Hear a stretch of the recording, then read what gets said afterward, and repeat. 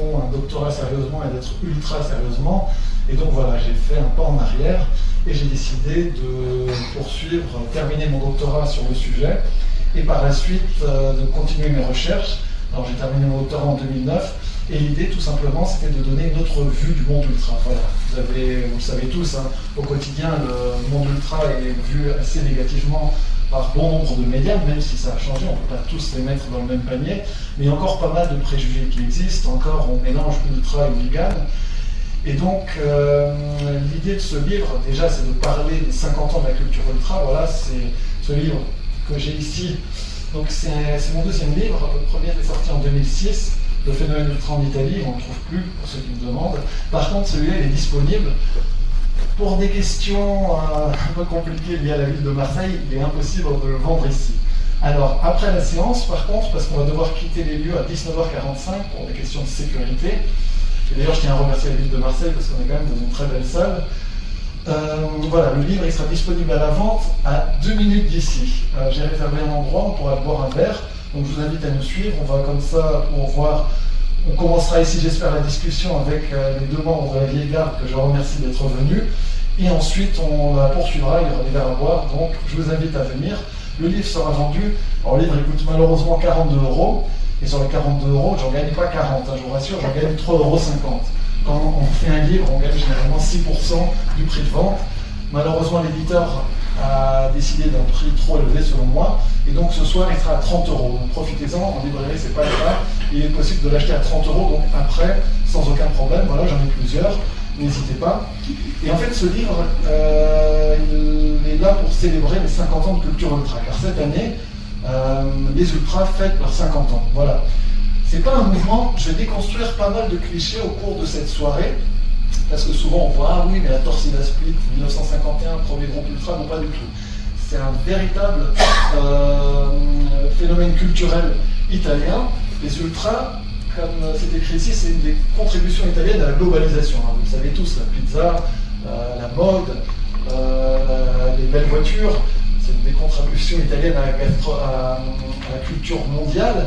Mais les ultras également, on les retrouve partout. Et c'est assez intéressant, vous allez voir en cours de cette présentation.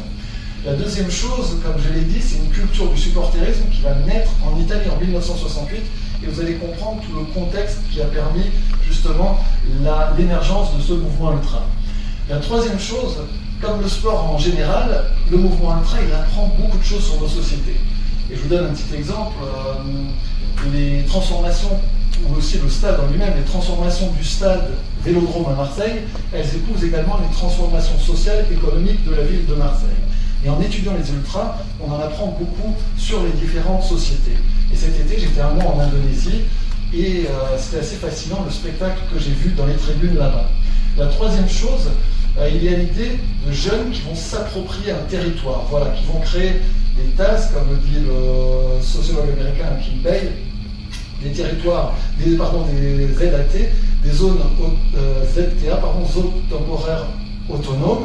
Et donc l'idée c'est de libérer un lieu et d'y imposer ses normes. C'est exactement le cas de par les pratiques que un grand nombre d'entre vous avaient au stade. Enfin, les ultras, ils appartiennent à la famille des supporters radicaux. Alors dans mon livre, je l'explique dès le début. On a des supporters radicaux, c'est des groupes de supporters qui acceptent l'idée de la violence au stade. Ça ne veut pas dire forcément qu'ils vont être violents, voilà, mais ils acceptent l'idée qu'ils vont au stade et qu'il peut y avoir de la violence. Alors on a plusieurs branches dans cette famille. En Europe, on en a deux en gros. On a les hooligans et les ultras. On a également une troisième, on pourrait dire, c'est le modèle balkanique, c'est une synthèse de ultra et d'hooliganisme qu'on retrouve en ex-Yougoslavie, en Bulgarie, en Grèce, etc. Et ensuite, on a deux modèles plus lointains qui viennent d'Amérique du Sud, qui est le modèle des Barras Bravas en Argentine et le modèle des Torcideros et Torcida brésiliennes. Voilà. Pour moi, ça, c'est les 5 grandes familles du supporter radicalisme, et donc chacune a des caractéristiques particulières. Alors, avant de commencer cette conférence, j'ai ramené quelques écharpes, et ces écharpes, elles sont intéressantes. La première, on voit, il est écrit Ultras Inferno. Et donc c'est un groupe belge, en 1996, le premier groupe belge s'est créé à l'initiative de jeunes belges d'origine italienne. Et donc ils n'étaient pas satisfaits par les SIDE, ces groupes de hooligans belges, et ils ont décidé d'implanter le mouvement ultra. C'est intéressant d'utiliser ce nom, Ultras Inferno, en italien, les ultras de l'enfer. Alors on sait, c'est le surnom du stade Esclessin du Standard de Liège, mais il y a quand même quelque chose qui est assez révélateur. La deuxième, elle vient de Tunisie, les ultras de l'Espérance de Tunis, les Blood and Gold, et derrière leur écharpe, il est écrit Odio tutti, je hais tout le monde en italien. Alors ils sont un peu trompés, ils veulent dire Noi odiamo tutti, le slogan des ultras de Vérone, mais le fait de mettre un slogan en italien, alors on va dire oui, la Tunisie, c'est en face de l'Italie, ils ont la télé italienne, et il faut savoir que c'est le premier pays en Afrique en 2002 à avoir importé la culture ultra, mais bon, c'est quand même révélateur. Mais je crois que la plus intéressante, c'est la troisième écharpe, et qui confirme qu'il y a un véritable transfert culturel qui s'opère à l'échelle mondiale, et vous pouvez lire Brigata Curva Sud. Et ça, c'est une écharpe que j'ai ramenée d'Indonésie, c'est un groupe en deuxième division, et il a 10 000 membres. Voilà. Donc c'est pour vous dire à quel point cette culture ultra, qui fête cette année ses 50 ans, on la retrouve partout. Et donc l'idée de cette présentation, c'est à travers quelques photos et des vidéos de vous expliquer d'où elle vient. Alors, on va voir cette première photo et on va déconstruire un autre cliché que l'Italie est un pays de ballon rond. Pas du tout. Pendant longtemps, le ballon rond, le football, a mis du temps à s'imposer en Italie. Le premier championnat a eu lieu en 1898 et à l'époque ça durait une journée. Il y avait 4 équipes pour 3 matchs, c'était un tournoi, 2 demi-finales et une finale, et il y avait à peine quelques centaines de spectateurs. C'était pas un sport de la classe ouvrière, comme en Angleterre, c'était un sport aristocratique. Il est arrivé avec les marins britanniques et les marchands suisses qui faisaient étape en Italie. Et donc le football va mettre du temps à émerger en Italie. C'est vraiment un sport, les 10 premières années, un sport des aristocrates. Des gens qui ont de l'argent, c'est un entre-soi, il y a très peu de public, ils jouent sur des terrains improvisés, souvent les places d'armes des villes, qui se transforment en terrain, et les premiers stades vont être construits un peu plus tard, à partir au début du XXe siècle. Et donc on voit justement cette image, donc c'est un sport où on a très peu de supporters. Par contre, c'est intéressant, dès le début, il y a des violences. La première violence, c'est en 1906, lors d'un match de la Juve à Gênes, et donc tout simplement, le public mise des sommes importantes sur les deux équipes. Et donc forcément, il y a une décision d'arbitre qui est défavorable, et les supporters décident d'envahir le terrain et de casser la figure à l'arbitre. Et donc la violence, elle va prendre rapidement de l'ampleur. Ça va être des jets de pierre, ça va être ensuite, on va sortir son pistolet. Je vous dis, on a affaire à des gens des classes moyennes, moyennes supérieures. En 1914, lors du derby Livorno-Pisa, les supporters des deux camps sortent leurs pistolets, se tirent dessus dans le stade. En 1920, on a le premier mort en Italie. Donc vous voyez. Et donc les foules sportives, elles vont commencer à grossir à partir de la fin, début des années 1910, avec l'apparition de l'équipe d'Italie. On commence à voir des matchs où il y a 10-12 000 spectateurs. Alors, il faut savoir, l'après-première guerre mondiale, on va avoir une véritable dynamique vers le football. Le sport numéro 1 en Italie, je vous l'ai dit, c'est le cyclisme. Hein. Tout le monde suit le cyclisme. Mais le football devient de plus en plus populaire, notamment sous le fascisme. Alors Benito Mussolini va comprendre un petit peu son intérêt, parce qu'en fait, c'est pas un fan de football. Alors, il y en a qui s'imaginent, hein, mais Benito Mussolini, forcément, c'est un fan de la Lazio. Il y a une des photos, on le voit avec ses enfants à la Lazio, et même à la Roma, mais tout simplement parce que il résidait à Rome et il allait voir ces deux équipes. Mais en fait, l'équipe de Mussolini, c'est Bologna, il est de la Romagna, Mussolini, mais ce n'était pas un grand passionné de football. De plus, et vous le savez tous, le football est né en Grande-Bretagne, au XIXe siècle. Et donc, le problème, c'est que le football commence à prendre de l'importance, et Mussolini et son régime vont imposer un nouveau sport qui s'appelle la volata. La volata, c'est une espèce de mélange entre badminton, handball, basketball et football. C'est un petit peu n'importe quoi, il y a un filet, il faut passer la balle au-dessus du filet. Et donc l'idée, c'était de créer un sport pour l'homme fasciste. Et en fait, ce sport, il ne va jamais prendre. Et donc, très rapidement, les dirigeants se disent, bon, tant pis, on va se rabattre sur le football. Mais tout simplement, l'idée du fascisme, c'est d'avoir des hommes forts, un homme nouveau. Et donc, le fascisme s'est imposé, vous le savez, par la force, avec les actions des squadristi, en cassant la figure de leurs opposants politiques. Ils vont réussir à conquérir le pouvoir, et une fois qu'ils sont au pouvoir, il faut un petit peu séduire le peuple, et donc on va proposer des activités sportives. Et en plus, ces activités sportives, elles vont permettre aux gens de se muscler, donc voilà, c'est bien, parce qu'il faut un homme fort dans le régime fasciste, et donc on va avoir une série de stades qui vont être construits. Si vous allez aujourd'hui voir des matchs en Italie, Si vous allez à Livourne, le stade date de l'époque fasciste. Si vous allez à Palerme, la même chose. Si vous allez à Bologne, c'est toujours le même stade. Alors il y a eu des travaux de réfection qui ont été faits lors de la Coupe du Monde, mais c'est toujours le même stade qui date de l'époque fasciste. Et vous voyez, c'est le stade du Littoriale, et avec les deux fasci, donc les deux symboles du régime fasciste qui entourent ce stade. Alors ce stade, c'est un miracle. Il est édifié en une année, de 1925 à 1926. En 1926, quand Mussolini va venir au stade, lorsque les travaux sont terminés, il va venir avec son cheval. Et donc l'année suivante, ils vont construire une tour qui est toujours là, la tour du Littoriale. Et on voit justement, alors depuis ils l'ont enlevé bien entendu, Mussolini qui est sur son cheval. Et le stade va être officiellement inauguré un an plus tard. Et là, on aura 55 000 spectateurs lors d'un match de l'Italie contre l'Espagne. Donc on voit le football prend de l'importance. Et il prend de l'importance aussi pour d'autres raisons. Tout simplement, il va y avoir des réformes fondamentales qui vont être faites sous le régime fasciste. La première, c'est d'unifier simplement le championnat. Il y avait deux poules avant 1929, une poule nord et une poule sud, et il est décidé de faire une seule poule. Donc on a un véritable championnat national. Alors regardez ça, c'est le premier championnat national, et c'est intéressant parce que c'est révélateur de quelque chose sur l'Italie.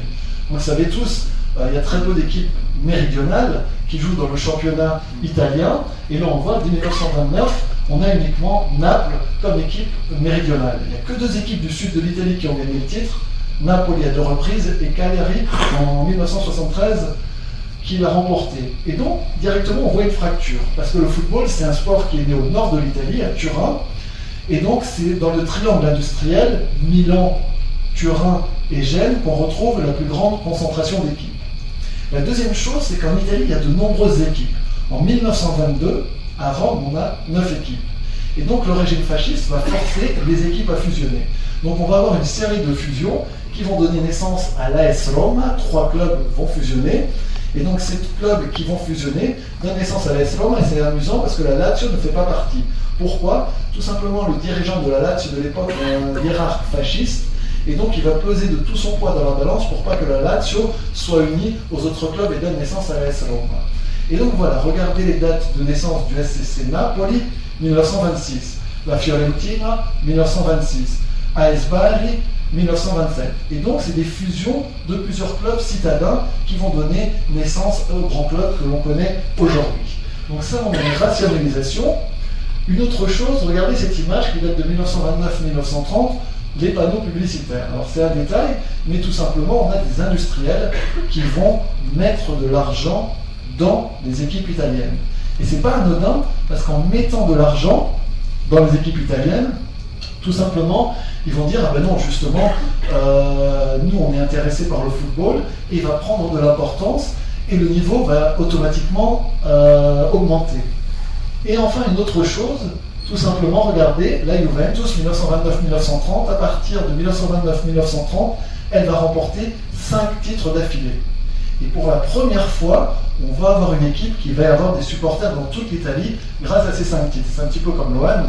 L'OM, suite à ses exploits fin des années 80, début des années 90, va avoir des supporters dans toute la France. Et donc ces victoires vont faire que la Juve va être un club aimé et aussi détesté dans toute l'Italie. Mais il y a enfin une dernière chose, le sabato fasciste. Le régime va instaurer un jour supplémentaire de congé pour les employés et les ouvriers le samedi. C'est-à-dire que le samedi auparavant ils travaillaient, et il va devenir un jour libre. Et il va les encourager à faire des activités physiques. Il faut un homme fort dans le régime fasciste, l'homme nouveau, forcément. Et en même temps, il va leur permettre d'aller au stade. Et donc on va avoir un stade qui devenait un sport de la classe moyenne, qui va devenir un sport de toute l'Italie. On va avoir des ouvriers, des gens de la classe moyenne, et toujours des gens des classes supérieures qui vont aller au stade. Mais véritablement, le football va devenir extrêmement populaire, et la moyenne de spectateurs va augmenter. Mais, jusque-là, malgré toutes ces réformes, en 1929-1930, le cyclisme reste le sport numéro 1 dans le cœur des Italiens. C'est assez facile à comprendre, c'est un pays agricole qui fait sa révolution industrielle assez tard, et dans les pays agricoles, les gens se déplacent en bicyclette, et donc il y a encore une véritable passion pour le vélo. Le football est le sport numéro 2. Alors ici c'est intéressant, quel tifosi? Alors vous savez, on utilise souvent, alors c'est un mot que j'aime pas en France, on dit tifo pour les spectacles, les scénographies que l'on fait à l'entrée des joueurs, parce que le tifo en italien, ça veut dire autre chose. Vous connaissez, on utilise tous en italien, en Italie, il y a un vocabulaire italophone pour tous les termes. Football, calcio, rigore, penalty, calcio d'angolo, corner, tifosi, supporter. Et d'où vient ce mot? Et tout simplement, sous le régime fasciste, il y a tout un processus de dire le football, on ne le voulait pas, mais finalement on va l'adopter parce que les gens l'aiment, mais ce football, on va dire qu'il est italien et qu'il n'est pas anglais. Et donc on va transformer son vocabulaire, d'accord, pour se l'approprier, et on va même faire le lien avec le calcio storico. Si vous avez déjà vu des images qui sont assez impressionnantes, cherchez sur internet, le calcio storico, c'est une sorte de football américain qui est pratiqué à Florence. Et donc, c'était les légionnaires romains à l'époque qui le pratiquaient pour tester leur virilité, leur force. Et donc, ça se joue chaque année pendant 3 jours au mois de juin.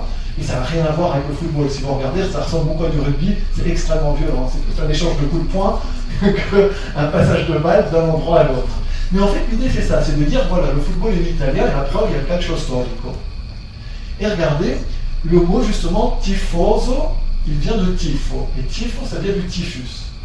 Si vous avez le typhus, c'est une maladie qui sévit encore en Italie, et notamment à Naples. C'est pas un cliché sur les Napolitains, mais qui sévit encore dans le sud de l'Italie à la fin des années 20. Et donc, quand on a le typhus, il y a des moments où on est abattu par la fièvre, et il y a d'autres moments où on est en plein délire. Et c'est un petit peu comme un supporter. Un supporter, et vous le savez, malheureusement avec nos résultats, on est abattu, ou alors on est exalté sur le premier but de notre équipe. Et donc, le mot vient de là. Tifoso, c'est un néologisme qui veut dire celui qui a le typhus et celui qui est excité. D'où vient le mot. Et donc, ces tifosi, on va voir en 1928 la création des premiers clubs de supporters. Alors, ça va vous paraître assez vieux, mais il faut savoir qu'en France et en Belgique, les premiers clubs de supporters ont vu le jour dès la fin des années 1910, à cheval entre les années 1910 et 1920. En 1920, en France, on a une fédération des supporters de football. Et donc en Italie, le premier club arrive en 1928. Et ça, c'est à cause justement de cette popularité tardive du football. Et en plus, on est sous le régime fasciste. Le régime fasciste ne veut pas de ces organisations qu'il ne peut pas contrôler. Et donc j'ai trouvé dans les archives des photos, il y a eu 3 clubs de supporters avant la guerre, 3 clubs importants. Le premier à Bari en 1928, l'Ordine del Galetto. Le second en Florence, l'Ordine del Marzocco en 1928 aussi. Et l'année suivante, à Padoue, le nom m'échappe du groupe, mais voilà, on avait 3 groupes de supporters. Et à Rome, on avait une espèce d'organisation qui s'appelle les Paranza, mais qui n'avait pas de nom propre. Mais il y avait une petite, quand même, organisation du supporterisme. Et donc c'est important, regardez bien ces images. Alors déjà, la première chose, vous voyez pas de femmes. Il y a très peu de femmes au stade. On veut dire que c'est comme maintenant, je ne suis pas d'accord, il y en a un peu plus. Mais à l'époque, il y a vraiment très peu de femmes au stade, et ceux qui viennent sont des aristocrates. Voilà, on les trouve dans les loges, dans les belles tribunes. Ensuite, il y a très peu d'enfants dans les stades. C'est des hommes qui viennent au stade, entre 16, 45, 50 ans. Alors regardez, ils sont en costume, parce que c'est le dimanche, et on sort, on s'habille bien, même les ouvriers. Et regardez, ces supporters, ils n'ont pas d'écharpe, ils n'ont pas de drapeau. Et donc, vous voyez, ces supporters, avant le match, ils défilent avec des étendards, les mêmes étendards que vous voyez dans le virage du Vélodrome. Et regardez, c'est intéressant, on voit le lion. Alors en Italie, les clubs de football sont associés à des animaux, à des figures animales. Voilà. Naples, l'âne. La Fiorentina, un lion. Bari, un coq. Et donc, on voit justement ce lion qui, avant le match, est en train de tordre le cou. Et donc, la symbolique est claire. On pourrait même voir quasiment de l'art ultra derrière ces étendards. Et c'est assez intéressant. Et juste, c'est amusant parce que ces supporters, ils posent sur la pelouse et ensuite, ils vont regagner les tribunes. Donc voilà, on a 3 clubs de supporters et leur activité, ils ne chantent pas, ils chantent très peu au stade. Rarement, il y a quelques slogans qui sont entendus. Voilà, ils regardent le match, ils se retrouvent et leurs activités s'arrêtent là. Par contre, il y a déjà des déplacements qui sont organisés. Il y a des déplacements qui sont organisés. L'Italie se modernise. Les gens vont se déplacer avec des trains spéciaux. Il y a des trains spéciaux qui sont organisés par les clubs de football.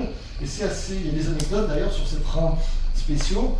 En 1923, la finale du championnat d'Italie, il y a une finale qui est jouée à l'époque entre le premier de la poule sud et la poule nord. Et il y a les 2 trains de supporters qui se retrouvent et ils échangent des coups de feu. Voilà, il y a quelqu'un qui sera blessé. Donc on a toujours de la violence à l'époque. Alors, on va avancer, s'il te plaît. Et là, on va voir comment le football s'impose en Italie. Le football va devenir le sport numéro 1 grâce à 3 victoires sportives très importantes. La première, c'est en 1934, avec la Coupe du Monde qui est organisée en Italie. Donc la Coupe du Monde est organisée en Italie en 1934. Le but, c'est un petit peu comme Poutine quand il organise la Coupe du Monde à l'heure actuelle, hein, c'est tout simplement de l'utiliser comme un instrument de soft power pour montrer que le régime fasciste sait faire les choses en grand. De plus, il a construit des stades énormes, comme vous l'avez vu à Bologne, dans toute la péninsule. Hein. Et donc, ils vont organiser la Coupe du Monde et ils vont la remporter. Pour l'anecdote, Mussolini va faire construire, alors vous voyez, la Coupe du Monde, c'était le premier trophée, le trophée Jules Rimet, qui était petit et qui a été remis au Brésil parce qu'il a gagné à 3 reprises. Mussolini, à l'époque, il a construit un trophée énorme de 2 mètres sur 2, vous pouvez voir au Museo del Calcio, qui s'appelle la Coppa del Duce. Donc, et ce trophée, il l'a remis à l'équipe qui avait gagné la Coupe du Monde, donc il est resté en Italie, et donc l'idée c'était de montrer que la Coupe fasciste était plus importante que la Coupe du Monde. En 1936, aux Jeux Olympiques de Berlin, l'Italie va remporter la médaille d'or en football. Et enfin, en 1938, en France, l'Italie va remporter sa 2e Coupe du Monde. Et d'ailleurs, regardez, à l'époque, elle joue avec un maillot bleu, le maillot azur. Pourquoi? Parce que c'est les couleurs de la maison de Savoie. L'Italie est encore un royaume à l'époque. Et en 1938, quand ils vont venir en France, ils vont venir avec un maillot noir. Il y aura un célèbre match qui sera disputé au stade Vélodrome à Marseille, qui a été construit pour la Coupe du Monde 1938. L'équipe d'Italie arrive en noir. Et donc la fanfare est furieuse, c'est la fanfare de la CGT, et donc au lieu de jouer l'hymne italien, ils vont jouer l'international. Et dans les tribunes, il y aura des centaines d'immigrés italiens antifascistes qui ont trouvé refuge à Marseille et qui vont siffler l'équipe d'Italie et qui vont supporter leur adversaire. Donc c'est assez intéressant, mais l'Italie va finir par s'imposer. Et donc ces 3 victoires importantes vont ancrer définitivement le football dans le cœur des Italiens. Et on va jouer au football en Italie jusqu'en 1943. Naples sera bombardée, il y aura des matchs où il y aura des alertes à la bombe, et les gens resteront au stade tout de même. Voilà. On a même le stade qui sera abîmé par les bombardements, il n'y aura pas des supporters qui seront tués. Mais voilà, on a une véritable passion du football. Jusqu'en 1943, on joue, et en 1943, il y a la guerre civile, le championnat est interrompu jusqu'en 1945.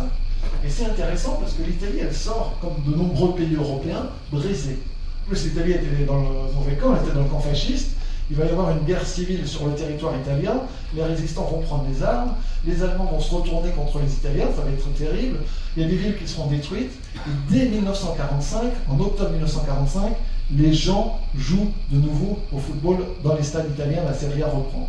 Et la première journée, il y a 7 matchs qui sont organisés, et il y a 120 000 spectateurs qui vont se rendre dans les stades. À l'Arène Civica de Milan, où l'AC Milan dispute ses matchs, il y a 40 000 spectateurs qui viennent voir le match de l'AC Milan contre la Juve, et à la fin du match, il y a une étape de Giro d'Italia qui arrive, et les gens restent et peuvent voir le vainqueur de l'étape du Tour de Lombardie qui arrive dans le stade juste après les joueurs de football. Et là, c'est intéressant, donc on a des foules sportives dès la fin de la guerre qui vont dans les stades, et regardez, on a de plus en plus de symboles de la partisanerie. Des gens montrent leur attachement à leur équipe. Ici, c'est une photo qui a été faite à Fiorentina Rome, et donc on voit un supporter avec le panneau Forza Roma et l'autre avec le panneau Forza Firenze. Voilà. D'ailleurs, pour l'anecdote, le stade de Florence, il date de l'époque fasciste, si vous y allez, et si vous avez l'occasion de louer un hélicoptère, hein, j'imagine que tout le monde a l'occasion de louer un hélicoptère, survolez-le, parce qu'en fait le stade représente un D pour Duce, pour Mussolini. Voilà, donc clairement un exemple aussi d'architecture fasciste. Et donc cette passion, on va le retrouver avec la création de groupes de supporters. Une des plus grandes équipes de l'après-guerre, c'est le Grande Torino. Le Grande Torino, il domine le championnat italien. Ils vont gagner 4 titres consécutivement. Et en 1949, ils vont disputer un match amical à Lisbonne contre Benfica. Et au retour, il y a, vous savez, Turin, c'est une région où il y a beaucoup de brouillard. Au retour, Turin est dans le brouillard.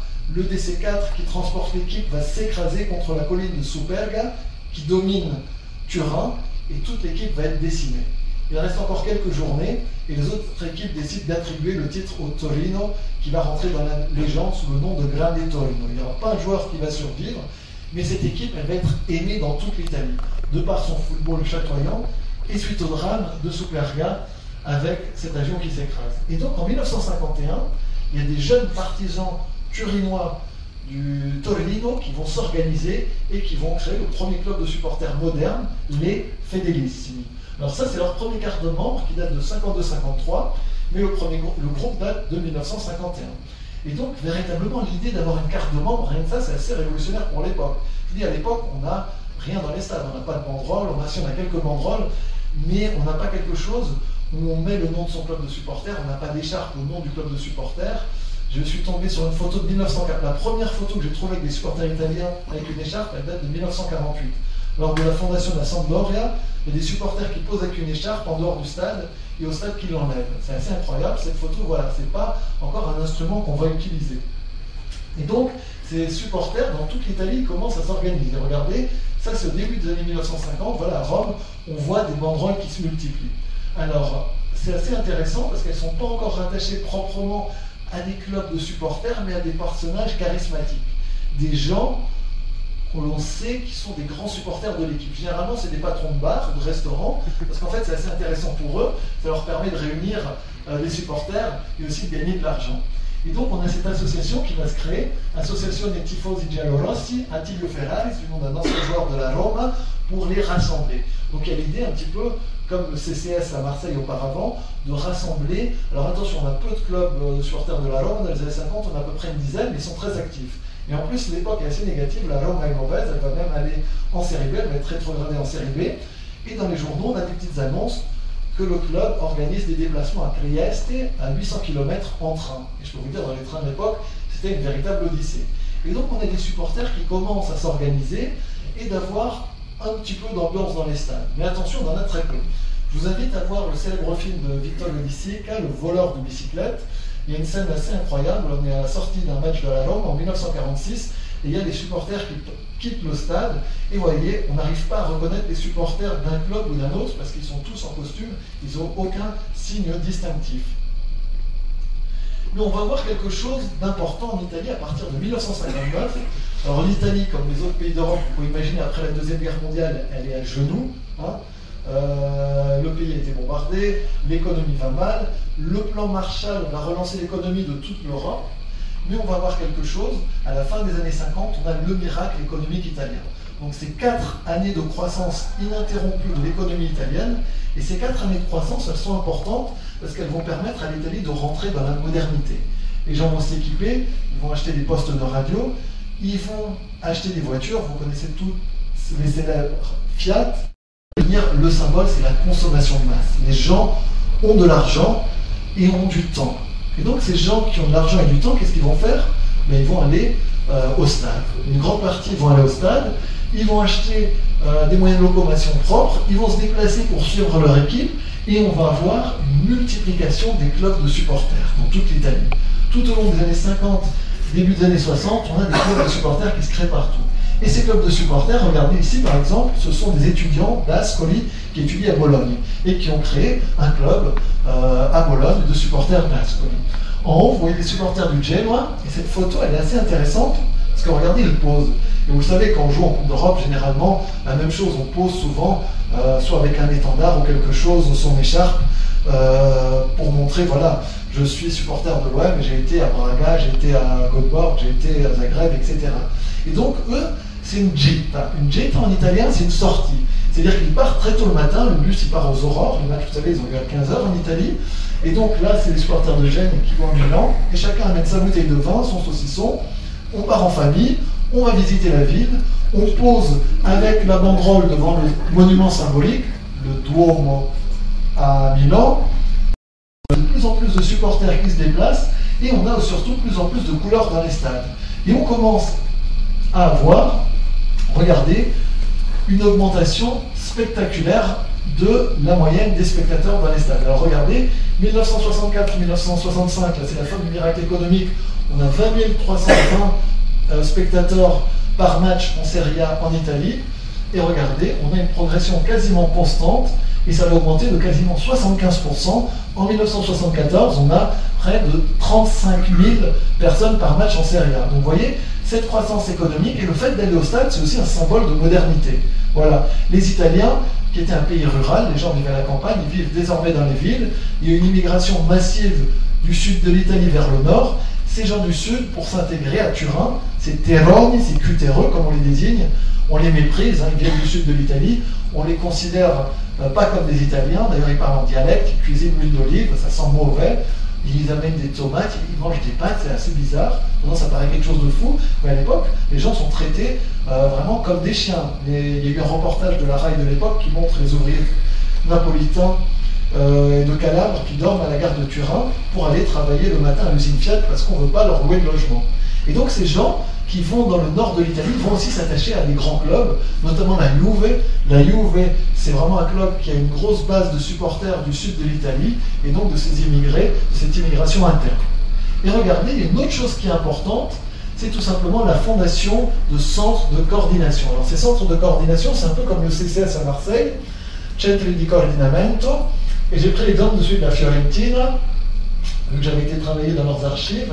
En mai 1963, à l'initiative du club, le Centro di Coordinamento Viola Club est fondé.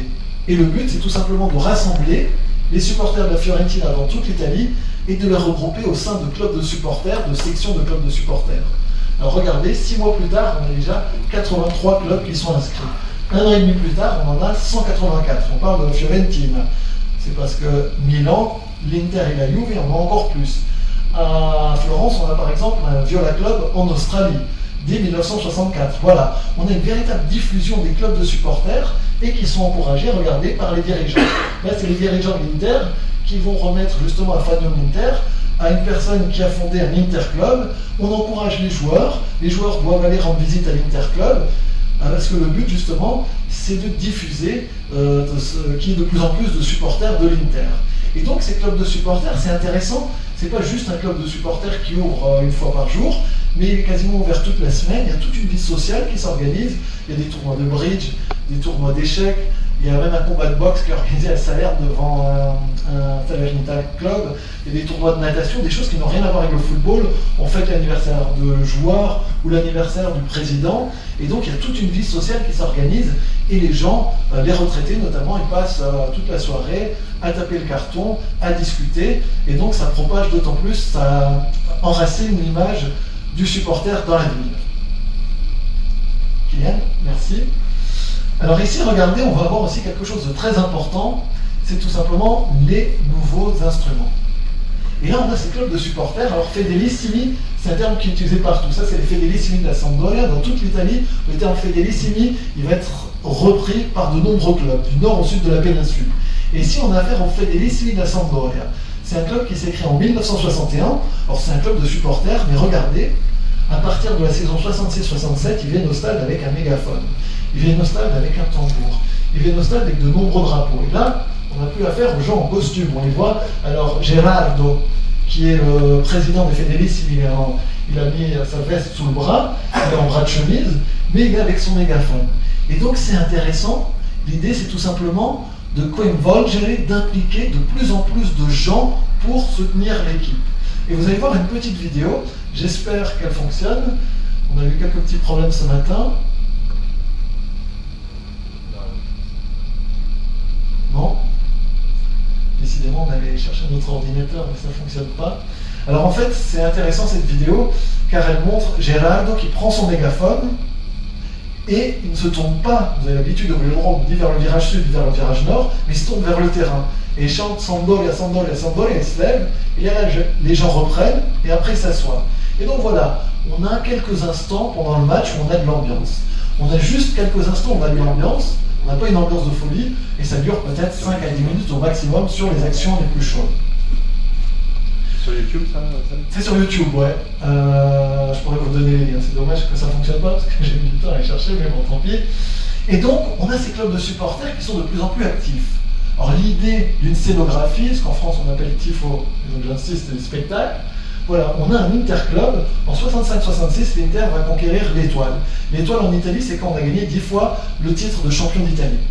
Et donc c'est quelque chose d'important. Et regardez, ils vont faire 10 scudetti, donc la cocarde tricolore, le symbole de l'Inter, le bichon et le serpent et l'étoile.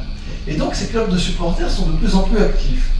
Les fumigènes, dans les stades italiens, on les retrouve dès 1948. Alors là, très peu. Et ceux qui les ont introduits, c'est les supporters napolitains. Pourquoi ? Tout simplement à Naples, c'est une ville où on utilise beaucoup les feux d'artifice. Voilà. La tradition veut que le 31 décembre, il y ait des explosions dans toute la ville, et donc ils vont ramener des artifices dans le stade. Et c'est assez incroyable, j'ai retrouvé des images d'archives, c'était vraiment très difficile. C'est un match en 1948-1949 à Rome, entre l'AS Roma et Napoli, et on voit une dizaine de supporters qui allument des fumigènes. Et attention, c'est un extrait qui dure 1 minute 30, juste pour un résumé du match. La télé fait ses premiers pas en Italie, et le caméraman est fasciné par ce qu'il voit. L'extrait dure 1 minute 30 et va filmer pendant 10 à 15 secondes ces fumigènes qui sont allumés. C'est assez incroyable. Donc tout ce que l'on voit, ça va inspirer les ultras. Et donc on a de plus en plus de jeunes gens qui vont au stade. Pourquoi on a ces jeunes gens qui vont au stade? Mais tout simplement, on a l'émergence d'une classe d'âge.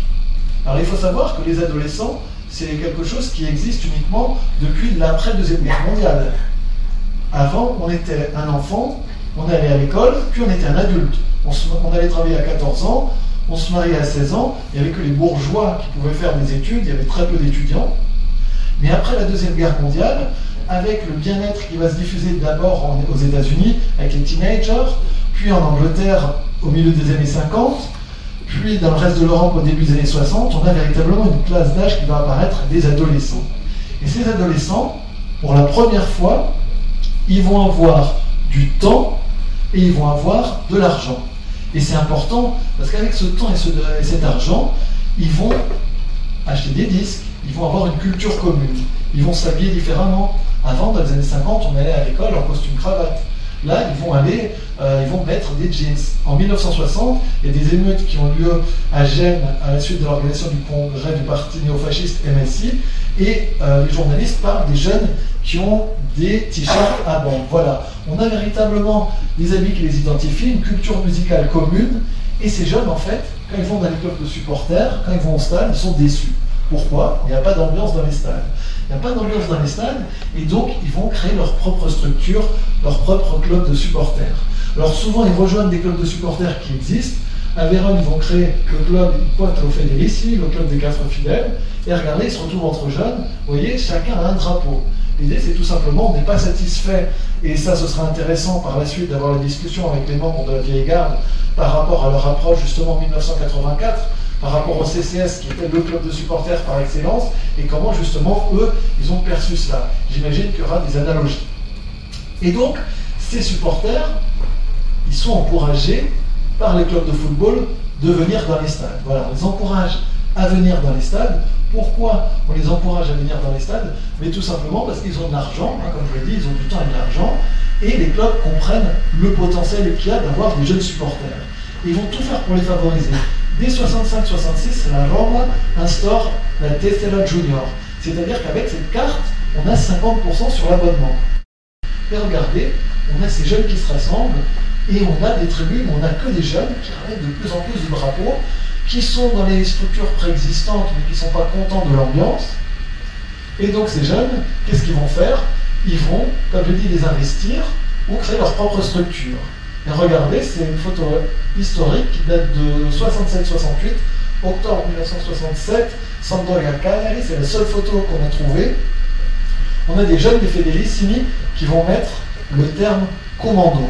C'est-à-dire ils font partie des Fedelissimi, mais ils s'appellent commando des Fedelissimi. Et l'idée d'utiliser ce nom, c'est déjà les précurseurs des ultras. Voilà. L'idée de mettre un nouveau nom, souvent on me demande, mais quel est le premier groupe ultra? Il n'y a pas de premier groupe ultra. Parce que les ultras, il n'y a pas quelqu'un qui s'est réveillé un jour et qui va dire ah, je vais créer des ultras. Non, il n'y avait rien à l'époque.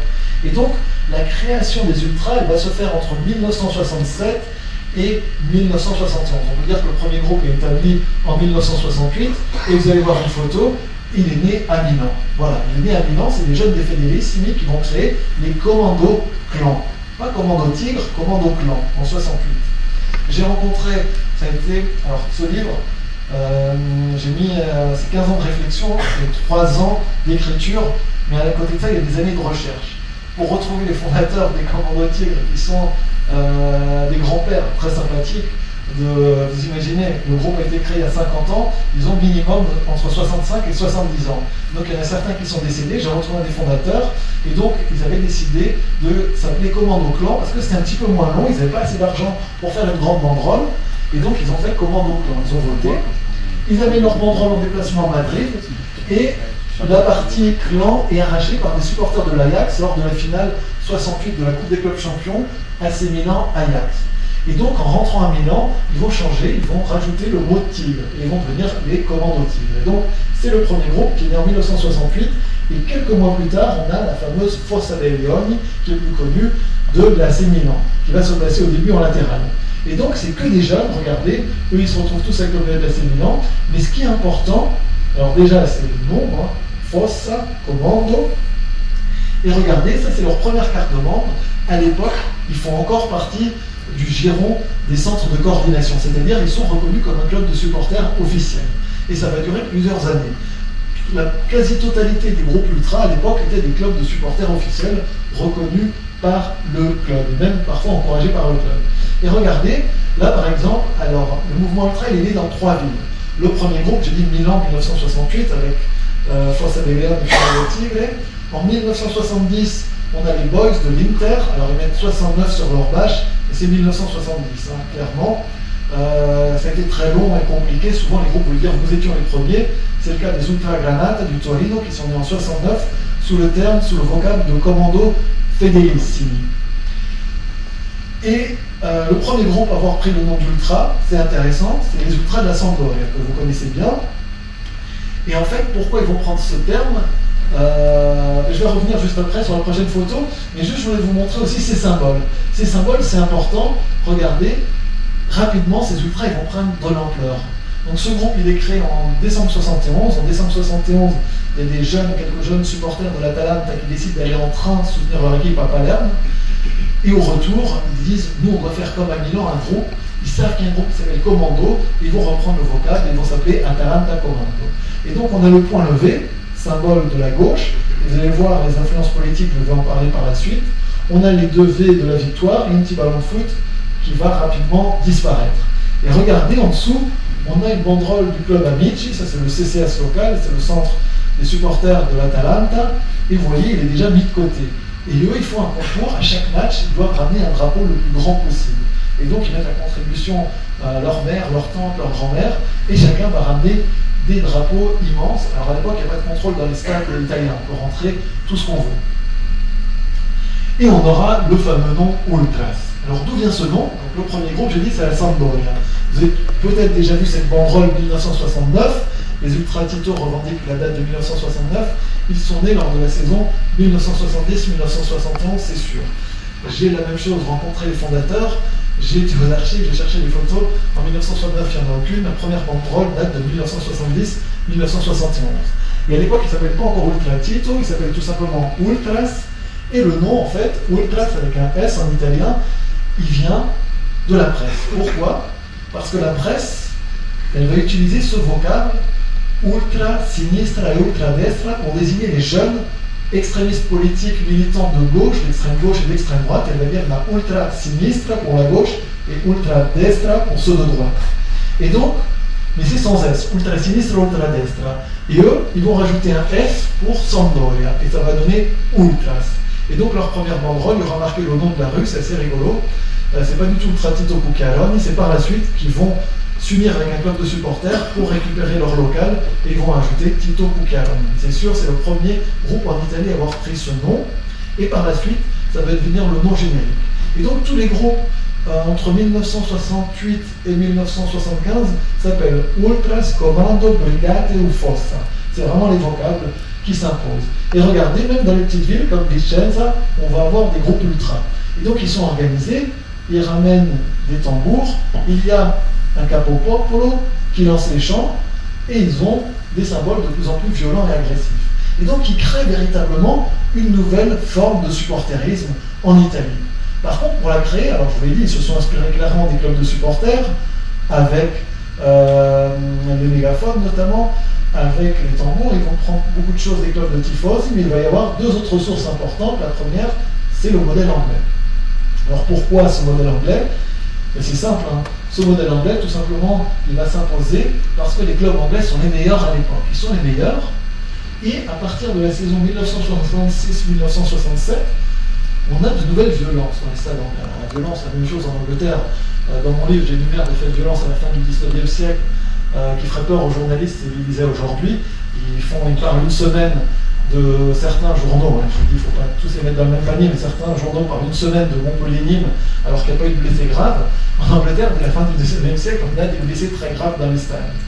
Mais cette violence, comme en Italie ou en France, elle accompagne toujours le match de football. C'est-à-dire que les gens, les supporters, se révoltent parce qu'ils accusent l'autre équipe d'avoir triché, l'arbitre d'être en faveur des visiteurs ou ses propres joueurs d'être mauvais. Et donc c'est toujours lié, cette violence, aux dynamiques du terrain. À partir de 66-67, on a des jeunes anglais qui vont commencer à se battre avant le match, alors qu'il ne s'est rien passé. Ils vont détruire des trains. On va devoir installer des filets à Everton devant la tribune derrière le but, car ils jettent des fléchettes sur le terrain et des joueurs qui sont blessés. Et donc on a la création du hooliganisme. Et en parallèle, on a quelque chose de nouveau dans les tribunes. Alors vous savez, si vous êtes déjà allé en Angleterre, les stades, c'est l'horreur, c'est des théâtres, il n'y a pas d'ambiance. Mais à l'époque, il y a une ambiance incroyable. Et notamment à Liverpool. À Liverpool, on a le fameux Kop, le Spion Kop, qui abrite 15 000 supporters, une tribune où tout le monde est assis les uns contre les autres, les gens doivent uriner sur leurs pieds s'ils doivent aller aux toilettes.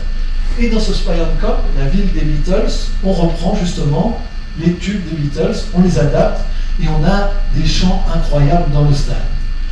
Et la télé diffuse des images, et pour les jeunes Italiens, c'est une révélation.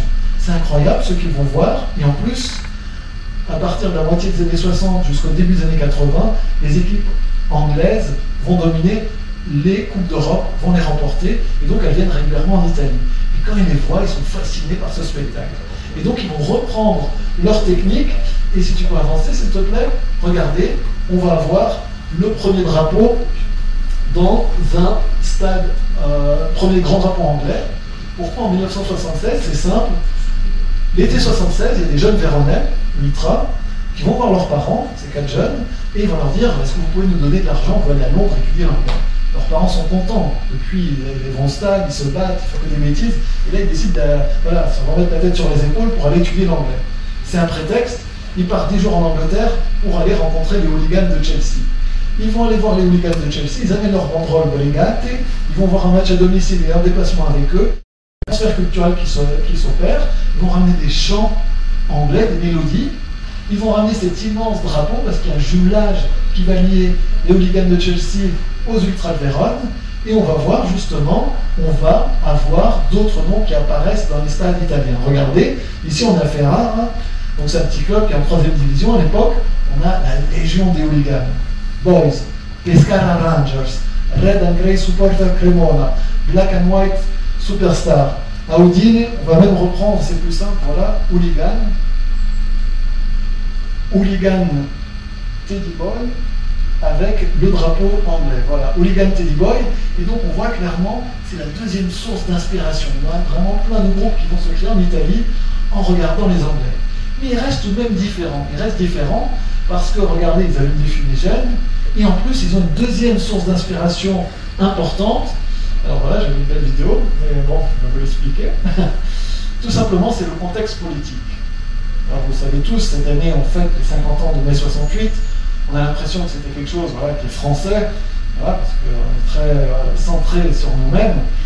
Et en fait, pas du tout. Vous le savez, en 1968, on a eu des événements dans le monde entier, de Tokyo à Mexico, de Belgrade à Lisbonne, partout la jeunesse s'est mobilisée. 68, c'est une année importante, et c'est pas par hasard que les ultras émergent en 68, parce que les jeunes, justement, ils demandent d'avoir une place dans la société. Mais 68, en Italie, commence déjà en 67. En avril 67, à Rome, à la faculté d'architecture de Valle Giulia, on a les étudiants qui manifestent contre l'augmentation des prix d'inscription. La police est envoyée, et les étudiants d'extrême gauche vont s'unir pour la seule fois avec les étudiants d'extrême droite et vont se battre contre la police. D'ailleurs, le leader du parti néofasciste, le Messi Almirante, va venir pour récupérer des étudiants fascistes. Il a peur qu'ils soient contaminés par les idées des étudiants communistes. Ils vont s'affronter violemment en 67 contre la police, et ça marque le début justement de la contestation étudiante. Et contrairement à la France, elle va perdurer. La contestation étudiante italienne, elle dure jusqu'en 78. Et en Italie, il faut revenir sur ce contexte historique.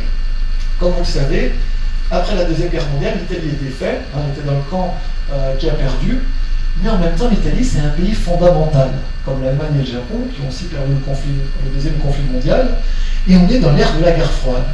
Et, tout simplement, le Parti communiste, à l'époque, qui s'est soulevé contre les fascistes à des armes. Il veut faire la révolution, mais Staline va dire non, on a signé les accords de Yalta, l'Italie, elle doit rester une république parlementaire. Et donc les communistes vont dire ok, on va se présenter aux élections, et l'Italie va avoir le parti communiste le plus important d'Europe occidentale, qui va aller jusqu'à 35%. Alors les élections seront souvent truquées, parce que la CIA et les Américains ne peuvent pas perdre l'Italie, qui est en face des communistes, en face de la Yougoslavie. Et donc on aura en Italie un contexte très difficile. On a deux partis qui dominent, un parti de centre-droit, la démocratie chrétienne, et un parti de gauche, excusez-moi, le parti communiste. Mais ce parti communiste, il est conservateur. C'est-à-dire qu'il ne veut pas qu'il y ait de membres qui soient homosexuels, il va les exclure, à l'image de Pasolini. Et c'est intéressant parce qu'on a des jeunes qui se disent, mais c'est quoi ce parti communiste? Il n'a pas fait la révolution, il n'a pas pu transformer l'Italie en une république socialiste, il a rendu les armes, en plus il a accepté que l'Italie devienne membre de l'OTAN, vraiment ils ont capitulé. Et donc ces jeunes, ils veulent faire la révolution. Et ils vont créer des structures, on va avoir des centaines d'organisations d'extrême gauche, et aussi quelques organisations, on en aura moins, une dizaine, d'organisations d'extrême droite, plusieurs dizaines, qui veulent faire aussi la révolution. Et donc ils se retrouvent, ces jeunes, à l'extérieur de l'échiquier politique, et c'est un problème. Et en 1969, on a un événement important, on a le début de la stratégie de la tension. Donc comme je vous ai dit, mai 68, il va continuer, et donc le gouvernement italien n'arrive pas à reprendre le contrôle de l'ordre public, les jeunes se battent sur les places publiques, c'est très violent, et alors on va avoir une bombe qui va exploser, une bombe qui va être mise par les fascistes. L'idée, tout simplement, on a des militants néofascistes qui sont manipulés par les services secrets italiens, et l'idée c'est de faire peur aux gens, aux bons citoyens modèles, de dire, regardez, il y a des bombes qui explosent, il faut un État autoritaire. D'ailleurs, il y aura deux tentatives de coup d'État, en 69 et en 70. En 74, on a le coup d'État en Grèce des colonels, l'extrême droite au pouvoir. Au Chili, ils vont prendre le pouvoir. On est dans le même contexte en Italie. Et donc on a ce qu'on appelle la saison des bombes qui va commencer. L'extrême droite va mettre des bombes un petit peu partout, et l'extrême gauche va commencer à s'armer, va répondre en enlevant au début des chefs d'entreprise, des chefs d'usine, et ils vont leur tirer dans les genoux, et puis par la suite ils vont lever le bras et ils vont en assassiner. Et donc tous ces militants, ils vont devenir un modèle. Donc ces organisations de gauche, elles sont violentes, elles occupent l'espace public, et donc ces jeunes ultras, ils sont fascinés. Regardez ici, c'est Autonomia Operaia, Autonomie ouvrière qui défile. Regardez, ils font le geste du P38, donc c'est le pistolet qui est utilisé par les extrémistes de gauche qui ne mettent pas de bombe. Ils arrêtent les gens, ils leur tirent dessus ou ils les assassinent. Donc ils font ce geste. Regardez, ils ont le bandana, ils ont la cagoule, et regardez, à Turin, en 77-78, ça c'est la première ligne des Ultra Granata, ils ont exactement le même accoutrement. On voit le bandana, on voit le passe-montagne. Regardez, il y en a un qui fait le salut fasciste et l'autre à côté qui fait le salut communiste. Et en fait, ils ont vidé la plupart du temps le contenu politique de ces militants. C'est-à-dire qu'ils reprennent des symboles, ils reprennent des techniques, tout simplement ils sont forts, ils les impressionnent, mais on peut avoir un militant d'extrême droite et d'extrême gauche, ou même parfois la plupart ils ne sont pas des militants, ils ont de la sympathie, et c'est un petit peu comme encore à l'heure actuelle au stade. J'ai tout un chapitre dans mon livre sur la politique dans les stades, c'est assez intéressant, il ne faut pas la prendre au premier degré la politique, il y a énormément de provocations aussi derrière tout ça. Et regardez, on va reprendre d'autres choses, des techniques. Voilà, ici il y a un compagnon, on dit un compagnon, un camarade, un militant de gauche qui a été tué par les fascistes à Bari. Il manifeste en sa mémoire en 78, et donc regardez, ils font un cortège avec des manches de pioche, des drapeaux rouges. L'idée c'est juste, en cas de bagarre contre la police ou contre les militants, on est disposé à se battre. Et regardez, on va voir une image, voilà, un cortège, vous connaissez tous, la même chose. Là on voit les Ultra Granata du Torino, qui ont tous aussi des sacrés manches, et l'idée c'est, en cas d'incident, on est prêt. Donc voilà, on reprend des techniques, on reprend des slogans, on reprend également des noms, et une iconographie. Alors pour ceux qui ne reconnaissent pas ce symbole, c'est le symbole des Brigades Rouges. Les Brigades Rouges, c'est un groupe terroriste d'extrême gauche qui, à partir de 1973, va multiplier les assassinats et va devenir un des plus dangereux. Ils ont tué 63 personnes et ils ont notamment enlevé l'ancien Premier ministre italien qui à l'époque en 78, Aldo Moro, est le président de la démocratie chrétienne, donc le parti le plus important, et ils vont le tenir dans une cachette pendant 45 jours. Ils vont lui faire un procès populaire, ils vont négocier avec l'État italien qui refuse de négocier et ils vont l'exécuter à la fin. Et ils vont laisser son cadavre à mi-chemin à Rome, qui est quadrillé par les services secrets de toute la planète qui les cherchent, à mi-chemin, dans un coffre de Renault, d'une 4L, à mi-chemin du siège du Parti communiste et de la démocratie chrétienne. Et c'est clairement un message, parce qu'à l'époque, la démocratie chrétienne et le Parti communiste sont en train de négocier pour faire un accord de gouvernement. Et donc vous imaginez, on est dans ce contexte, et que font les ultras de la Juve? Ils reprennent l'étoile des Brigades Rouges et ils la mettent avec un slogan de gauche, Venceremos, nous vaincrons. Et regardez, ces jeunes, ils font le symbole du P38, ils lèvent la main, et donc clairement, on s'identifie à la gauche. Voilà, c'est assez intéressant parce que très rapidement, la Juve, et ça va vite passer de l'autre côté, on va avoir des militants d'extrême droite au stade. Alors voilà, il y a un petit film sur les Brigades Rouges et leur technique, mais malheureusement, Internet ne fonctionne pas dans la salle, donc on va passer. Et ce qui est important, je vous ai dit, ils reprennent des techniques, et ce qu'ils voient également, c'est une violence. On a de la violence au quotidien, ces jeunes dans les villes, tous les samedis sur les places publiques, il y a des manifs qui se terminent en bagarre générale et parfois on a des morts. Il faut savoir qu'entre 1968 et 1980, on a 363 morts en Italie. On a 12 000 actes violents liés à la politique et plus de 2000 attentats terroristes. Donc vous voyez, on n'est pas comme en France. En France, à la même époque, on a 3 morts. Et uniquement Action Directe qui va faire 8 morts, c'est bien plus tard. Et donc voilà, en Italie, on est dans un quasi-contexte de guerre civile. Ces jeunes voient ça dans leur quotidien et vont le ramener au stade. Parce que les premiers ultras, ils ne sont pas violents. Au contraire, les premiers ultras, ils sont en train, ils se rencontrent, ils se voient, ils s'invitent. Et donc, ils vont, à partir de 75, ils vont commencer à devenir violents. Et donc, à partir de 77, là, la violence, elle va exploser. J'en parle dans le livre. On a véritablement, une bombe, une grenade d'essai, une grenade d'entraînement, excusez-moi, de l'armée italienne, qui est utilisée contre le bus des ultras de la Juve à Vérone, mais ils ne viennent pas, les ultras de la Juve. Et donc, ils pénètrent dans le stade avec cette grenade d'essai, ils ne savent pas comment faire, ils ont peur qu'elle explose dans la foule, alors ils la jettent sur le bord de la pelouse, et quand la sécurité les découvre, ils paniquent parce qu'ils ont peur que le stade explose, ils vont mettre un matelas, il y a des images assez célèbres. Voilà, il y a une violence assez incroyable, et on le voit notamment lors d'Atalanta Torino, où on aura des incidents très graves qui seront filmés par la RAI. Ces incidents vont mener au premier mort à cause des ultras. Alors l'Italie a déjà eu d'autres morts, je vais parler de 1920, 1963, on a un policier qui tue un supporter, bref, la liste est assez longue. En 1979, le 28 octobre, lors du derby Roma-Lazio, un supporter de la Lazio va perdre la vie. Et donc on a une répression assez forte menée par le général della Chiesa, mais en 1980, l'Italie elle est à genoux. En plus, en 1980, on a un tremblement de terre assez grave en Irpinia, à côté d'Avellino, où il y aura des centaines de morts. On a aussi une crise économique très forte, et donc l'Italie est à genoux dans tous les sens du terme. Et enfin, dernière chose, en 81, il y a l'affaire du calcio scommesse, c'est-à-dire des paris clandestins menés par des joueurs qui démontrent que des grands joueurs italiens sont impliqués dans des matchs truqués. Et on va avoir un événement très important, c'est la victoire de la Coupe du Monde 1982. L'équipe d'Italie part en Espagne sans grands espoirs, en se disant, bon, non, on part en Espagne, mais bon, ça m'étonnerait qu'on gagne quelque chose. Et donc, en fait, au fur et à mesure de la compétition, ils vont se révéler de plus en plus forts et ils vont s'imposer. Ils vont s'imposer, on voit justement cette image, avec Dinozof qui soulève la coupe et le président de la République. Alors, c'est pas comme maintenant, on a vu Emmanuel Macron et la présidente croate avec son maillot, mais à l'époque, il y avait vraiment un protocole très strict. Et le président de la République, qui est un ancien partisan communiste, qui s'élève et qui fête la victoire Sandro Pertini. Et donc, c'est véritablement le renouveau de l'Italie. Il y a cette chanson Io sono l'italiano qui montre la fierté d'être italien. À Toronto, au Canada, il y a 400 000 immigrés italiens d'origine italienne qui vont défiler, qui vont fêter la victoire italienne. Et donc, il y a toute cette fierté qui va avoir des répercussions dans les stades. Regardez, dans les stades, on va voir de plus en plus de gens qui viennent et les affluences vont exploser. les groupes, la deuxième génération d'Ultra va prendre une ampleur incroyable. Alors je suis désolé que ma montre ne fonctionne pas, il est quelle heure? Ok, ça va. Parce qu'on doit vraiment partir à 7h45, sinon on se fera guillotiner.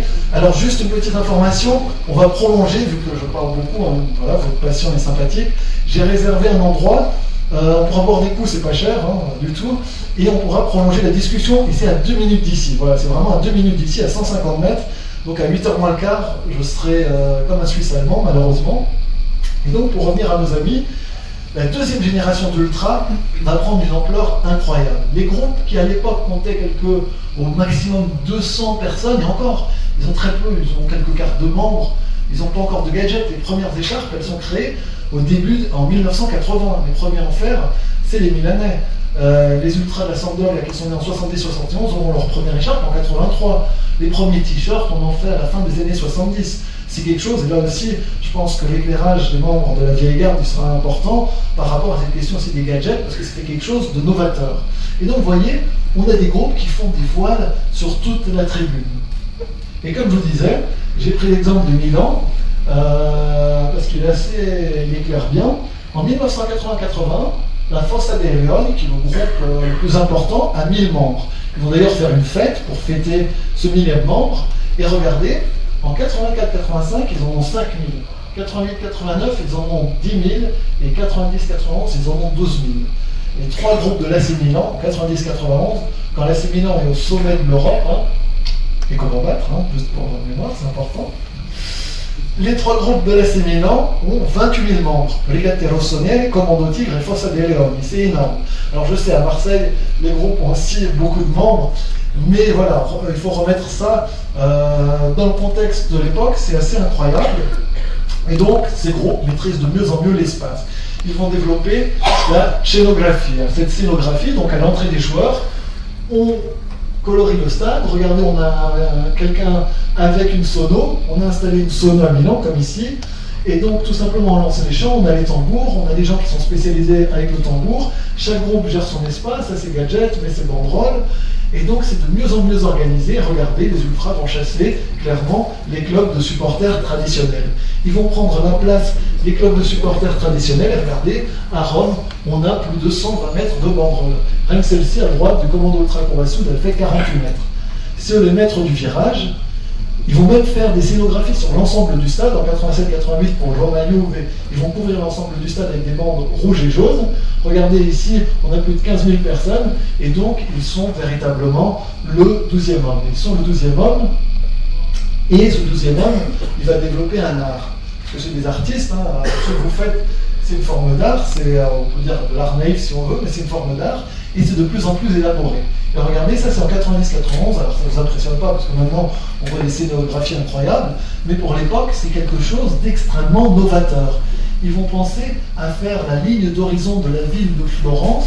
On regarde à droite, on voit le Ponte Vecchio, le Palazzo Vecchio, on voit le Duomo, et donc on reproduit la ville de Florence.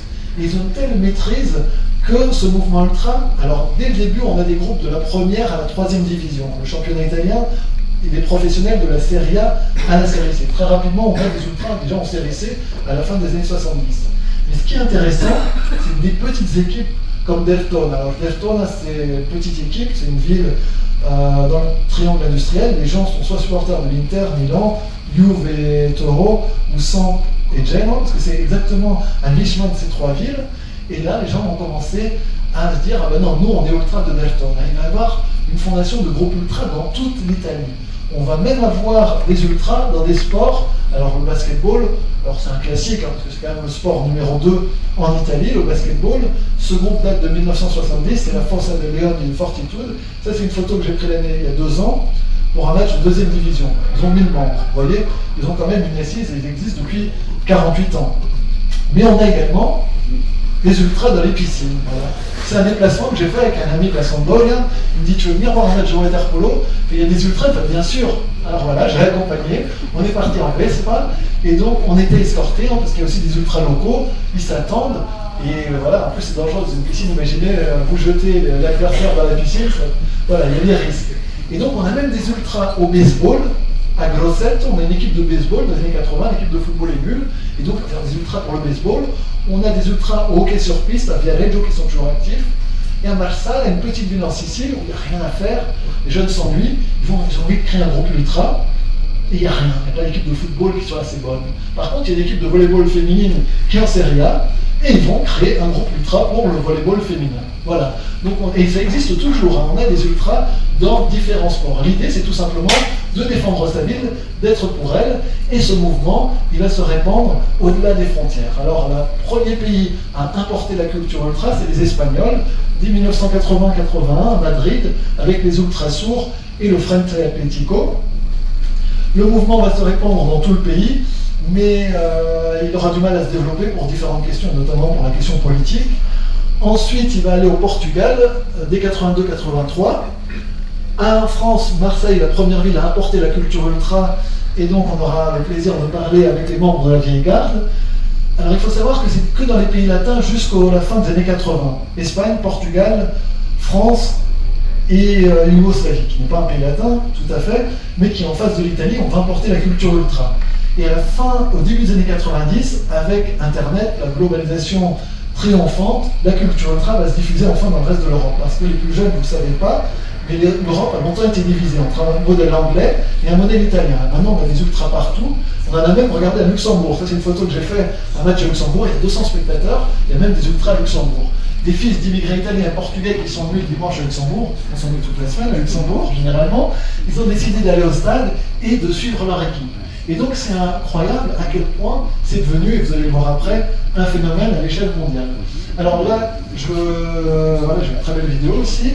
Estranei alla massa. Vous cherchez sur internet, Estranei alla massa, E-A-M. Vous pouvez voir tout le reportage, c'est en italien. C'est Vincenzo Mara, un directeur italien, qui a fait un reportage sur les Félines de Naples. Alors il n'y a que 3 minutes d'images de stade dedans, je vais vous montrer ces 3 minutes qui sont assez impressionnantes. Et c'est pour vous dire qu'à la fin des années 90, c'est l'époque de gloire des ultras italiens. Ils sont au sommet de leur forme. Ils ont des centaines de membres, ils vendent des gadgets par centaines voire milliers pour certains groupes. Voilà, on les retrouve partout, ils maîtrisent parfaitement leur tribune. Mais il va y avoir un frein à l'expansion de ces ultras et va venir du monde ultra. Souvent, le monde ultra aime se tirer lui-même des balles dans le pied et ça va être justement la mort de Vincenzo Spagnolo, surnommé Claudio, un jeune supporter du Genoa. Alors tout au long des années 80, et dans mon livre j'ai une liste, il y a eu 28 morts en Italie, c'est le championnat le plus violent en Europe par rapport lié aux violences des supporters ou des foules sportives. Et donc tout au long des années 80 on a des morts, on a un des leaders des Ultrabascoli, Renzo Nazareno, qui est massacré à coups de batte de baseball et à coups de poing et de pied par les ultras de l'Inter lors d'un déplacement à Ascoli en 88. En 89, il y a un cocktail Molotov qui est jeté sur le train des ultras de Bologne par les ultras de la Fiorentina. Ivan Bello, il a 13 ans, est brûlé au 3e degré. Donc on a une violence très grave en Italie. Mais là, en 95, le 29 janvier, le matin, à la gare Centrale, à Milano Centrale, il y a le train spécial qui attend les supporters et les ultra-milanais pour aller à Gênes. Les Génois, c'est des rivaux, on les déteste. Donc voilà, la police est préparée. Et sur un autre quai, un peu plus tôt, il y a un commando de 40-50 personnes qui sont retrouvées, qui n'a rien. Certains ont des blousons Barbour, cette marque, et ils ont par contre des couteaux dans les poches. Et l'idée, c'est d'aller sous le virage des ultras du Genoa, les provoquer et déclencher une bagarre. C'est ce qui se passe.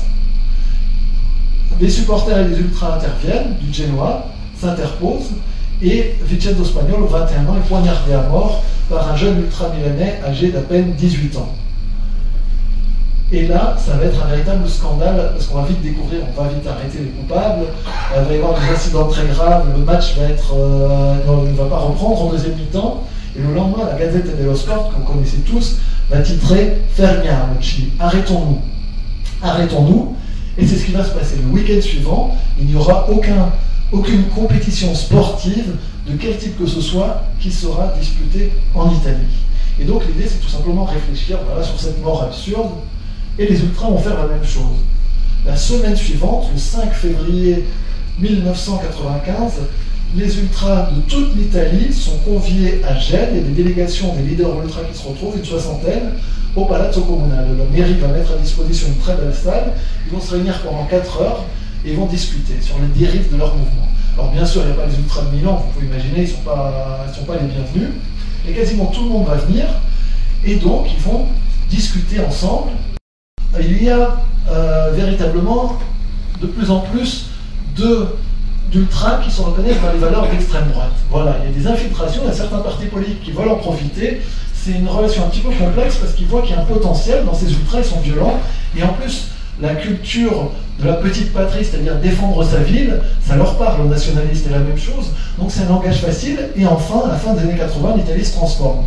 D'un pays d'émigration, on retrouve des Italiens dans le monde entier, elle devient un pays d'émigration, c'est-à-dire que pour la première fois, il y a des étrangers qui viennent s'installer en Italie, et dans une société blanche chrétienne, ça passe pas bien. On est dans un pays conservateur, et l'Italie, que ce soit de gauche ou de droite, l'Italie est généralement assez conservateur, et donc on aura cette réaction qui va se noter dans les tribunes. Enfin, on a aussi quelque chose d'autre, c'est qu'on a un nouvel adversaire. Jusqu'en 1995, on peut dire que la police est complètement inutile. C'est-à-dire que la police, elle intervient soit après, soit elle sépare les gens, mais elle arrête rarement encore des supporters. Et donc, à partir de 1995 et de ce drame, là, il y a une prise de conscience de la population, de l'État, on a été trop loin, et la police est de plus en plus présente, et surtout, elle est mieux préparée. Il y a la Digos, la police politique, qui infiltre les groupes. On va créer les squadres antifoseria, c'est-à-dire des policiers qui suivent toute la semaine, un peu comme RG, qui suivent toute la semaine les ultras d'une ville en France. Et donc, regardez, on a de plus en plus de policiers. Pourquoi? Je dis, les stades, ils datent de l'époque fasciste. Les infrastructures, elles ne sont pas en bon état.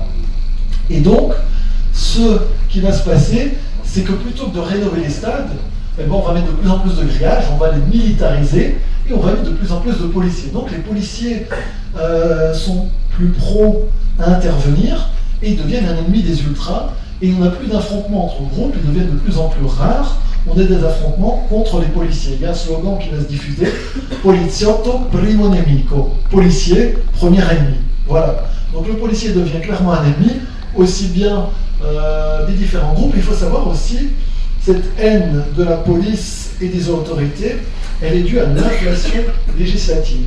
On a de plus en plus de lois qui sont faites. Alors, la première loi en Italie, l'interdiction de stade, elle a été mise en place le 13 décembre 1989. Pourquoi? 90, l'Italie organise la Coupe du Monde. 89, il y a des incidents très graves. Il y a un supporter qui va perdre la vie. On aura l'affaire des cocktails Molotov en Florence-Bologne en juin 89. Et donc, le gouvernement, pour donner des gages un peu à la FIFA et montrer au monde qu'il n'y aura pas de débordement, ils prennent cette loi d'interdiction de stade, le DASPO, Divieto di accesso agli impianti sportivi. Et donc, à l'époque, c'était de une journée à une année. Et je vous dis, dès début 90, on a des gens qui sont interdits de stade, mais les gens ils vont quand même au stade, ils mettent une casquette, ils font attention d'éviter la police, mais ils y vont quand même, la plupart du temps. Et donc en 95, suite au drame de Gênes, mais 2 mois auparavant, lors de Brescia à Rome, il y a un commando d'ultra d'extrême droite mené par des ultras de la Rome qui va poignarder à proximité du cœur le vice-préfet de police de Brescia. Donc il y a une loi qui est mise sur les rails par des députés, qui va être adoptée suite au drame de Gênes. Et donc c'est la loi Maroni. Et maintenant, celui qui va au stade, il peut aller d'1 an à 1 an et demi en prison s'il est pris en flagrant délit alors qu'il est interdit de stade. On interdit les liens entre tifosi et gens, etc. Et comme vous le voyez, progressivement, cette loi de 89, ça c'est toutes les modifications. Alors, ça vous paraît très barbatif, et j'en parlais ce matin avec quelqu'un qui est présent dans la salle. Ce chapitre, je pense qu'il est important, parce que, et là je m'adresse à ceux qui vont au stade, je développe une théorie dans mon livre. Pour moi, le stade, clairement, c'est un laboratoire de la répression. À l'heure actuelle, vous le savez, vous le vivez, hein, parce qu'aller au stade, c'est de moins en moins agréable. Déplacement interdit, contre-marque, il faut se rendre à 12 h au péage pour un match qui est à 20 h. Et donc, en fait, la police et les autorités, clairement, en France, comme en Italie, parce que ce qu'on voit en France, c'est ce qui est arrivé en Italie il y a 10 ans. Hein. Voilà, eux, c'est des précurseurs, mais tout ce qui se passe en France à l'heure actuelle, ça s'est passé en Italie.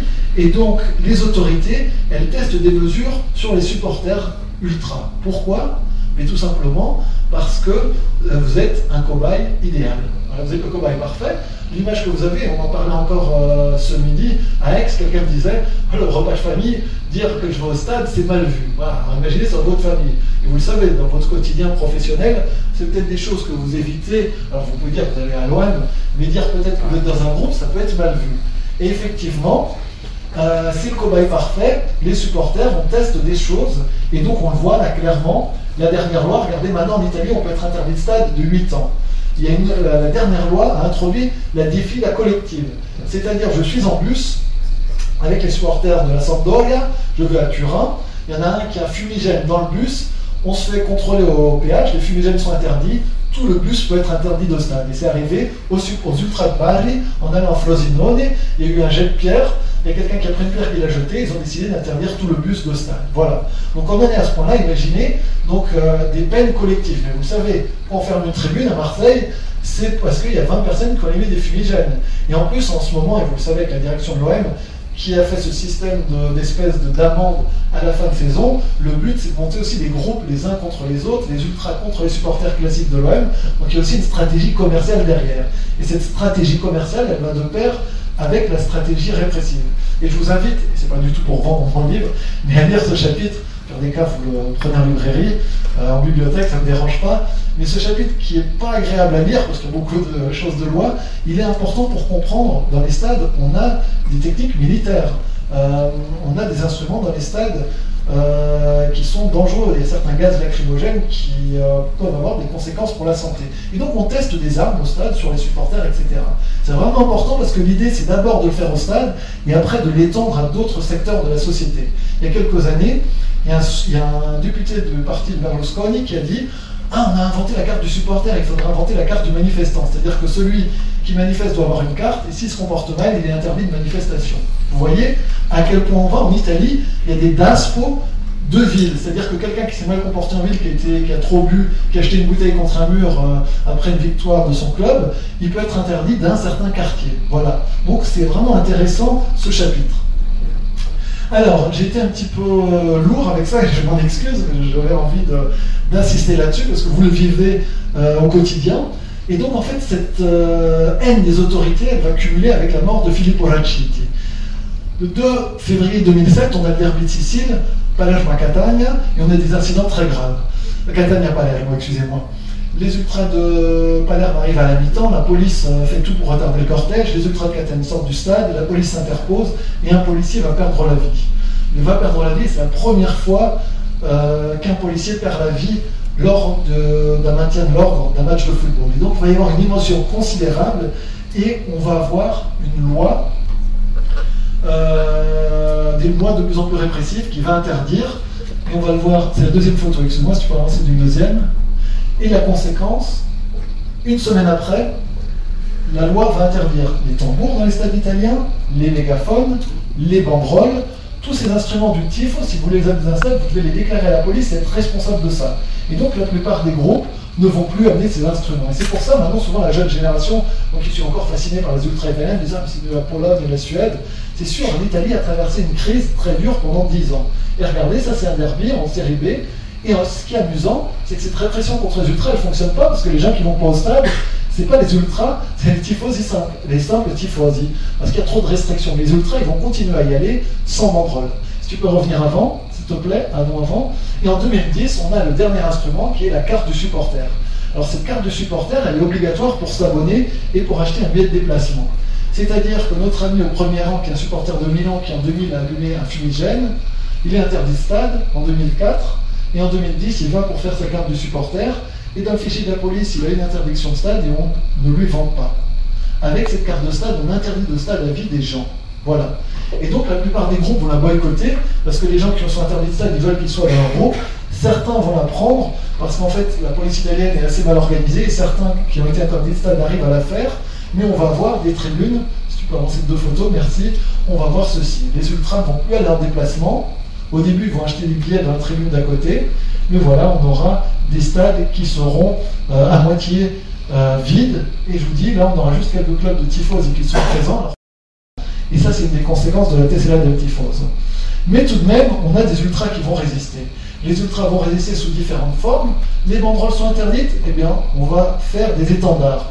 Et voilà, on est à Foggia, tout ça c'est différents groupes, et chacun va faire des étendards. Alors juste, il faut savoir que dans le sud de l'Italie, la police a d'autres problèmes. Vous pouvez imaginer à Naples, la police a d'autres problèmes que de s'occuper des ultras, elle s'en occupe, mais c'est-à-dire que les ultras ont, on va dire, ils ont plus de marge de manœuvre. Voilà. Alors ça dépend aussi du préfet de police. À Lecce, le préfet de police est très sévère, et là ils n'ont aucune marge de manœuvre. Mais voilà, les ultras vont toujours au stade, mais on ne voit pas bien sur la photo, mais là on voit quelqu'un qui est dégarni. Alors ouais, on peut être dégarni à 20 ans, ça arrive.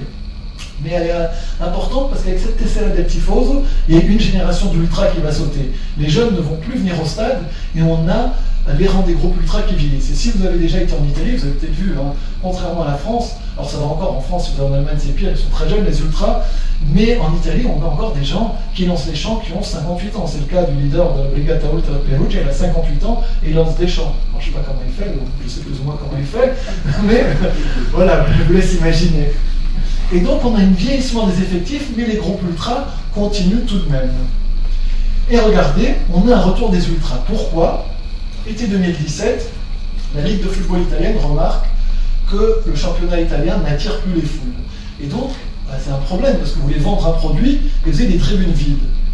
Sur les 20 dernières années, le championnat italien, c'est le seul qui a perdu des spectateurs, des 5 grands championnats. Espagne, Allemagne, France, Italie, Angleterre, tous ces championnats ont vu leur moyenne de spectateurs augmenter. L'Italie, elle a diminué de 25% en 20 ans.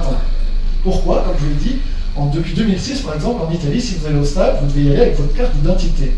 On va noter votre nom et votre prénom, et à l'entrée du stade, vous avez un contrôle d'identité. Si vous n'avez pas votre pièce d'identité, vous ne pouvez pas rentrer au stade. Voilà. On a ce point-là. En Italie, il y a des ultras de la Roma qui ont reçu ceux qui lancent les chants, vu qu'ils ne sont pas sur leur place, ils ont reçu des amendes parce qu'ils ne respectent pas le numéro de siège. Et on leur a dit, la deuxième fois que vous ne respectez pas le numéro de siège, vous aurez une interdiction de stade. Voilà, on en est à ce point-là. On a une répression très forte en Italie. Et en 2017, la Ligue elle se rend compte que, qu'est-ce qu'on fait ? On est en train de chasser les spectateurs des stades. Et donc, elle va suspendre pendant 3 ans la Tessera del Tifoso. Et donc, à la saison 2017-2018, a vu un retour en masse des ultras en déplacement. Ça, c'est les ultras de Cagliari, regardez. Alors, ils ont un étendard parce qu'ils ne veulent pas déclarer leur banderole à la police. Et donc, on a un mouvement qui est de plus en plus clandestin, entre guillemets. Mais un mouvement qui perdure, un mouvement qui continue. Et, comme je dis, cette année, c'est les 50 ans de la culture ultra. Et je vais terminer avec ces 2 images. Et ça, c'était l'année dernière, donc depuis 2 ans, je travaille en Indonésie. Je suis parti 1 mois l'année dernière, et cette année aussi, 3 semaines et demie, en Indonésie et en Malaisie, pour travailler sur les ultras locaux. J'avais vu des images d'ultras, je me disais, mais c'est pas possible. Je veux dire, en Tunisie, je veux bien comprendre. En Belgique, je comprends. En Russie, je comprends. En Indonésie, c'est pas possible. Il n'y a aucun lien avec l'Italie. Ils ont d'autres formes de supporterisme.